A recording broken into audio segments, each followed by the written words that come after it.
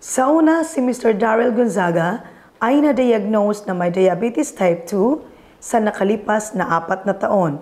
Siya ay sobra sa timbang at masama lagi ang kanyang pakiramdam na nagkaroon ng paninigas ng mga kasukasuan na ang kanyang asukal sa dugo ay umabot ng 9% na nagdulot sa kanya ng pananakit ng kanyang kasukasuan. Mga sakit sa mata, hindi man lang siya makakita ng malinaw na lampas sa 2 meters at palagi siyang pagod. Ngayon, bibigyan ko siya ng course of treatment in 2 months with 6 boxes of Golden Insu. And let's check for the results. Naalala mo ba si Mr. Daryl? Bumalik siya dito para magpa-check up. And I must say, wow, nung nakita ko yung lab results niya. Matapos uminom ng 6 na kahon ng Golden Insu, bumaba ang kanyang blood sugar level sa 5.9%.